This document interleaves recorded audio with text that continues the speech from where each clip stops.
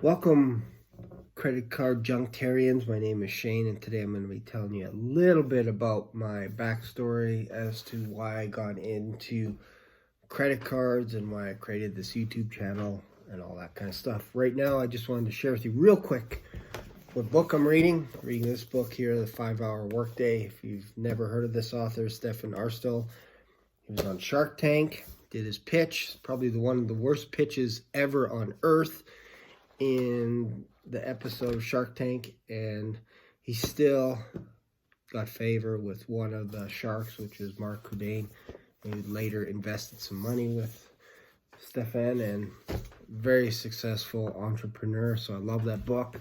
I'm trying to implement some of that as well this year. In 2020, I'm going to be cutting back from, instead of 8 hours a day, I'm going to try and work 5 hours a day. Also reading this book, Red Rising by Pierce Brown. My son got me into this book because basically all my nephews and nieces are reading this book, so I thought I would have a gander at it. So why did I create this channel? Well, the biggest reason is I wanted to share with people that are maybe down and out. Maybe you've over leveraged yourself, you got yourself into credit card debt, all kinds of stuff. I just want to let you know that there is a way out. There is a way that you can actually get out from under all that burden. It takes time and energy, but you can get out from it. It's not the end of the world. I know because I was buried thousands of dollars. Credit card debt. I owed some money also on a home that I bought in another town. And it went under, went south. There was a drug operation in it, a grow op. And it got condemned, all this kind of stuff, and I thought they were like the best renters on the planet. Turns out they were druggies and all this kind of stuff. Anyways, long story short, lost a home, went in debt, over a couple $100,000 in debt. These homes were pretty new. So I had to rebound from that. I never did go bankrupt. Like Dave Ramsey went bankrupt originally and then came up with the idea, you know what, I'm going to help people not to do exactly what I did, etc. I did not go bankrupt. Instead, I just dug my way out. Times were pretty tight. I didn't have any credit cards. I'd go to Money Mart and I would use their prepaid credit card because I thought that was the best option. Found out when you're traveling outside of Canada that you can't rent a car with these prepaid credit cards. You can't even book a hotel, all this kind of stuff. So I was like, man, that sucks. So I went to RBC. I got a virtual credit card. And I booked a hotel in Banff with my wife. And when I got to the desk, they said, sorry, we don't take these virtual Visa cards, even though they're from a bank. And I said, well, that's terrible because I have no credit cards and I didn't have cash. They wouldn't take cash either anyway, but I didn't have any cash on me. So I had to call up my daughter and ask her for her credit card number so that I can book the hotel and stay overnight with my wife. That sucked. That was embarrassing. So then the next week I went to my bank. I said, I want a credit card because right now life sucks. I can't rent things. I can't travel without a credit card, all this kind of stuff. And the bank manager said, this is what you have to do. If you want to do it right, this is what you should do. So they suggested that I get a credit card from Capital One. I know, it's weird. They suggest another company. You just go online, apply for a credit card, and what they will give you is a prepaid credit card, but it's a card that basically you throw money onto the account. So for example, $500, $1,000, and in turn, they will allow you to use that credit card up to the limit.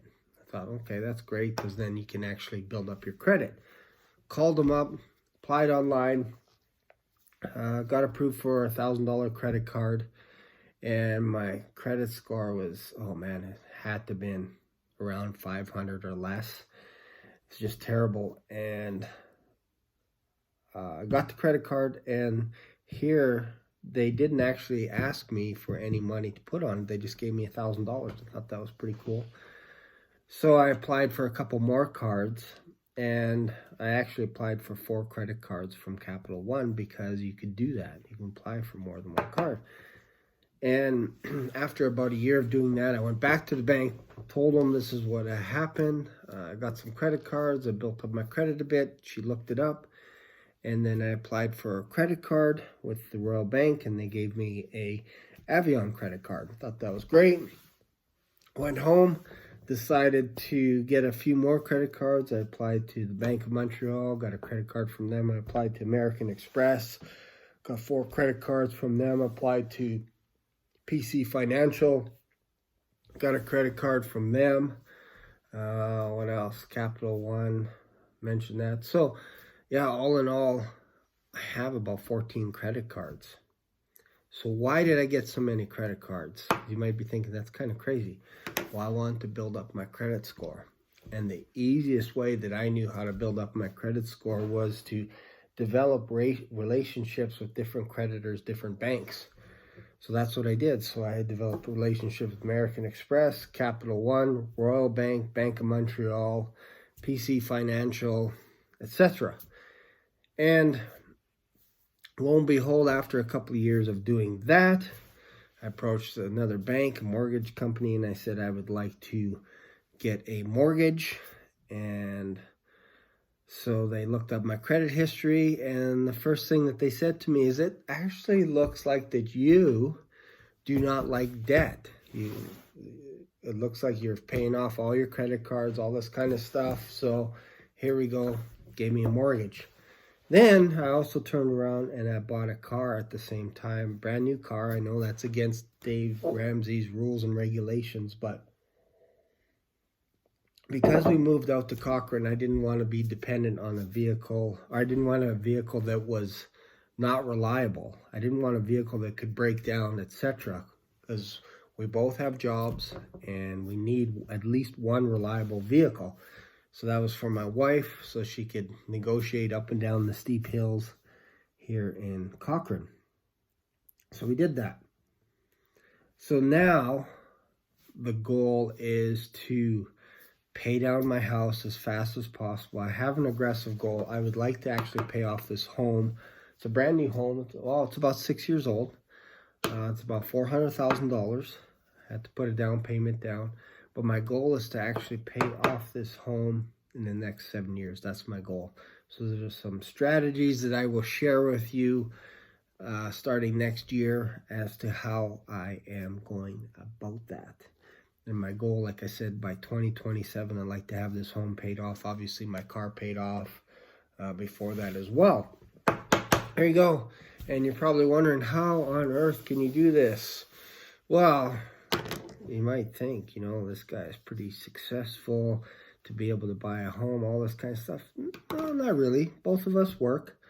We are getting better at being frugal. That is one thing that I've learned over the past 10 years, is setting up a budget and all that kind of stuff. And I basically go over my credit cards basically every single day.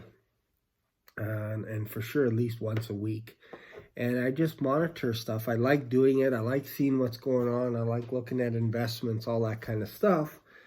Because I don't want any surprises. I don't want all of a sudden there be, a charge on my credit card that I didn't make. And maybe it's somewhere in some other part of the world. So I'm always on top of that kind of stuff. So the reason why I wanted to share that with you is the big thing to learn from all this is, if you have massive credit card debt, it is not the end of the world. Those are unsecured credit, which means a bank cannot come after you. They cannot tap your, they cannot attach your bank account. They can't do anything. The only two organizations, if you will, that can attach your bank account and actually take money out, and I've had this happen, is the government. There was a few times where they actually came in, and as soon as I got paid, they took all my money out of my bank to pay off some taxes that I owed. And that was painful, because like I know I made fun in other videos where I would walk up to McDonald's going, please let this work, please, one more time. And we actually made fun of that a few weeks ago, I was in Estevan with my brother-in-law, and I gave him my credit card to pay for some coffee because we're going to go to the hospital to visit my wife's dad. And so I said, here, just use my credit card. And he's like, oh, please let this work. So it's kind of funny, right? Because he knew the story. And he actually kept the reward points, though. He used his little reward card, so he got a bunch of free coffee out of that. But anyways, that's all right. It's all right. It's all good.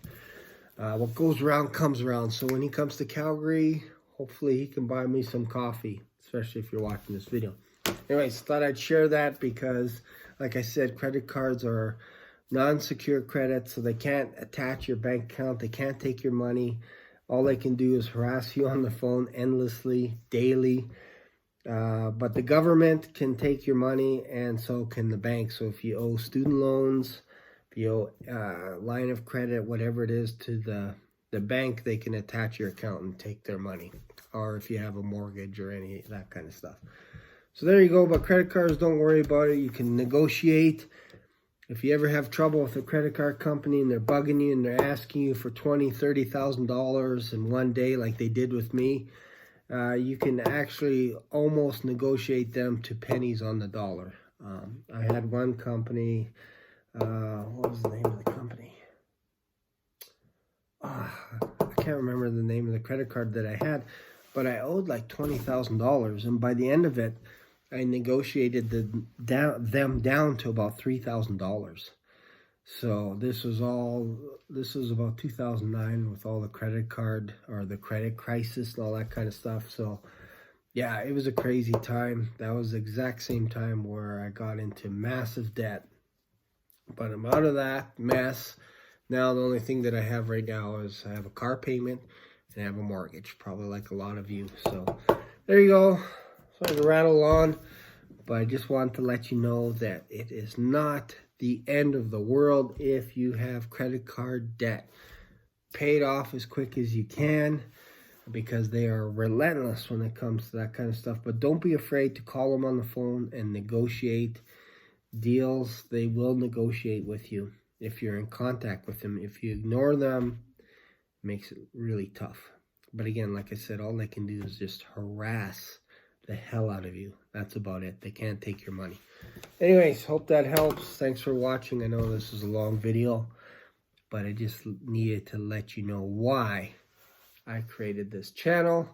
And if nothing else, hopefully through all my experience as well, maybe I can help somebody out there not get into the same situation as me. Thanks for watching. Really appreciate it, and I'll see you later.